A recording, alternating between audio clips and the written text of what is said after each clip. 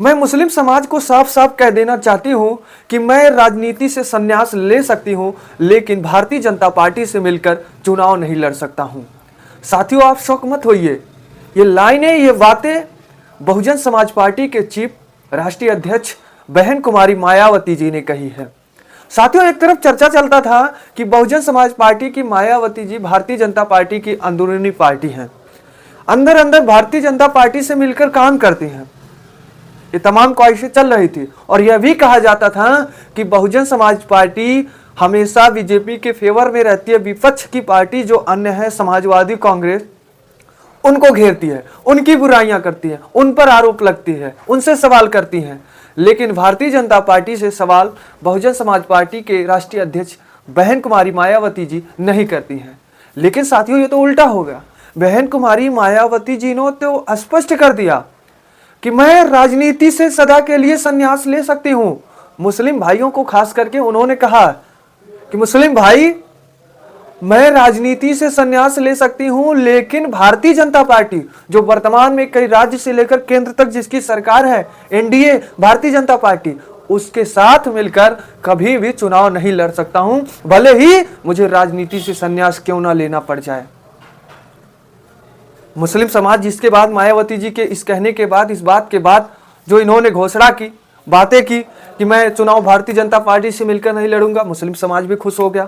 साथियों, मैं बात करता हूं कि हमेशा आपने देखा भी कि भारतीय जनता पार्टी की खुले मंच से, खुले आवाज से मायावती जी कभी भी उनसे सवाल नहीं करती थी, आरोप नहीं लगाती थी। हाँ, मुस्लिम बहुजन समाज के लिए, हित के लिए जो मांगे होती थी, वो बहन कुमारी मायावती जी अपील करती थी कि भारतीय जनता पार्टी से मैं अपील करना चाहती हूं कि ये मुझे चाहिए, हमारे समाज के लिए चाहिए।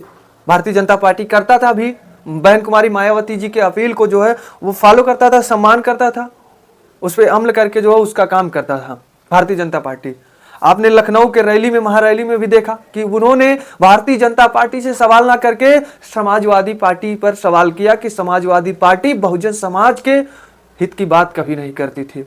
माननीय कांशीराम अंबेडकर जी, ज्योतिबा बाई फूले, इन सभी के नाम से, महापुरुषों के नाम से जितने भी शहर थे या फिर स्मारक पार्क था, उन सभी को समाजवादी पार्टी उनके नाम को बदल करके अपना मनमाना नाम रखा था।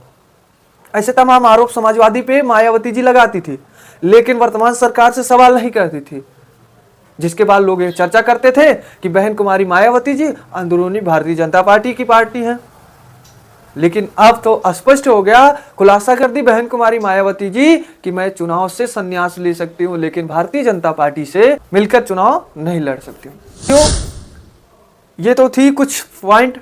मैं इस समय वर्तमान में बहुजन समाज पार्टी की राष्ट्रीय अध्यक्ष बहन कुमारी मायावती जी आगामी सभी राज्यों के, देश के सभी राज्यों के, अब मैं देश के सभी राज्यों की चर्चा करूंगा, क्योंकि हर राज्य में जो छोटी बड़ी चुनाव हो रही, वहां बहुजन समाज पार्टी एक अच्छा पार्टी के रूप में सामने आ रहा है, वहां उसका अच्छा प्रदर्शन हो रहा है। मैं इस समय बात करता हूं कि बहन कुमारी मायावती जी राजस्थान के सभी पदाधिकारियों के साथ बैठक की है। राजस्थान के जो आगामी विधानसभा हो या जिले छोटे लेवल की चुनाव हो, निकाय चुनाव हो, पंचायत चुनाव हो, सभी चुनाव को ध्यान में रखते हुए समीक्षा बैठक की है। पार्टी को मजबूत करने के लिए, संगठन को मजबूत करने के लिए समीक्षा बैठक की है। इनके समीक्षा बैठक में मैं बात करता हूं, जहां तक यहां पर बड़े बड़े पदाधिकारी शामिल थे। केंद्रीय प्रभारी हरियाणा और राजस्थान राज्य के श्री सीपी सिंह भी मौजूद थे वहां। जो सीपी सिंह काफी हरियाणा, राजस्थान में बहुजन समाज पार्टी, कहीं न कहीं बहुजन समाज पार्टी की ओर जो वोटर आते हैं, श्री सीपी जो केंद्रीय प्रभारी हैं, इनके बदौलत आती है। एक अच्छे चेहरे हैं, मायावती जी ने यहाँ का प्रभार दिया है। वही दूसरा बात मैं करता हूं, जो राजस्थान के प्रदेश अध्यक्ष हैं प्रेम बारुल जी, यह भी मौजूद थे। इन्होंने, मैं बात करता हूं राजस्थान की, तो राजस्थान के जयपुर से लेकर के इधर मैं बीकानेर तक की बात करता हूं, यहां तक इन्होंने तमाम रैलियां की है। आप तस्वीर को देखिए। बहुजन समाज पार्टी की जो उत्तर प्रदेश में रणनीतियां थी, उस रणनीति को बनाने का काम और सोशल हैंडल पे प्रसारित करने का, प्रचार प्रसार करने का काम राजस्थान के प्रदेश अध्यक्ष प्रेम बारुल जी ने किया है लगातार। और वहीं स्टेट सेक्टर जोन प्रभारी सम्राट सिंह भी मौजूद थे और अन्य तमाम पदाधिकारी, बड़े बड़े पदाधिकारी भी मौजूद थे। यहाँ पर जो है केवल खास उद्देश्य राजस्थान में जो सेक्टर चुनाव है, आगामी पंचायत चुनाव है, विधानसभा चुनाव, उन सभी की रणनीतियों को मजबूत करने के लिए, संगठन को मजबूत करने के लिए खास चर्चा की गई है। राजस्थान ही नहीं, आगामी कई राज्यों के साथ समीक्षा बैठक होगी साथियों बहुजन समाज पार्टी की।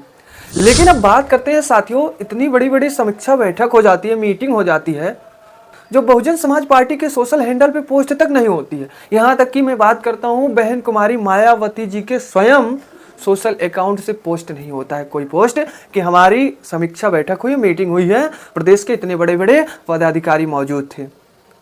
साथियों, मैं पोस्ट की बात करता हूं कि आज के समय में पूरे दावे के साथ है कि जिस भी पार्टी के, राजनीतिक पार्टी के सोशल हैंडल को मजबूती से काम किया जाएगा, उस पर मजबूती से काम किया जाएगा, वही पार्टी आज एक अच्छे पार्टी के रूप में सामने आएगा।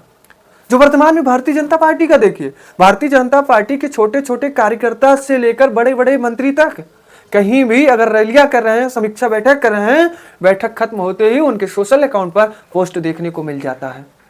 लोग पढ़ते हैं, उनको जो फॉलो किए हैं वो पढ़ते हैं, शेयर भी करते हैं, जिससे ये होता है कि वास्तव में पार्टी काम कर रही है, मीटिंग कर रही है, मजबूत करने के लिए हमारे लोगों के साथ क्या कैसे काम होगा उन सभी के बारे में चर्चा कर रही है। लेकिन बहुजन समाज पार्टी की आप देखिए लगातार समीक्षा बैठक हो रही है, रैलियां हो रही है। निकाय चुनाव में जो है केरल के तिरुवनंतपुरम के निकाय चुनाव में बसपा ने अच्छा प्रदर्शन किया, लेकिन सोशल अकाउंट कहीं पर पोस्ट नहीं हुआ बहन कुमारी मायावती जी के।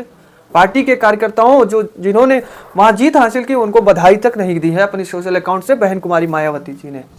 वहीं मैं आकाश आनंद की बात करूं, जो कोऑर्डिनेटर हैं सेकंड, उनके सोशल अकाउंट पे देखिए नहीं पोस्ट हो रहा है किसी भी प्रकार के। उनको जो जिम्मेदारी, वो युवा है, आज उनको सोशल अकाउंट को ध्यान में रखते हुए, क्योंकि आज 80% आबादी हमारी सोशल अकाउंट पर विश्वास करती है, सोशल मीडिया पर विश्वास करती है। लेकिन आकाश आनंद को तो सोशल मीडिया पर एक्टिव होना चाहिए। उनका पोस्ट देखिए, ये केवल बहन कुमारी मायावती जी जो पोस्ट किए हैं उनको रिट्वीट किए हैं, स्वयं का कोई पोस्ट नहीं है। स्वयं का केवल एक पोस्ट है, मैं आपको पढ़कर दिखाऊंगा। 6 दिसंबर का इन्होंने पोस्ट किया था। भारत के संविधान के माता डॉक्टर BR अम्बेडकर के परिनिर्वाण दिवस के दिन इन्होंने पोस्ट किया था, लिखा था कि भारत के शिल्पकार डॉक्टर BR अम्बेडकर के परिनिर्वाण दिवस पर उन्हें श्रद्धा सुमन अर्पित करते हैं।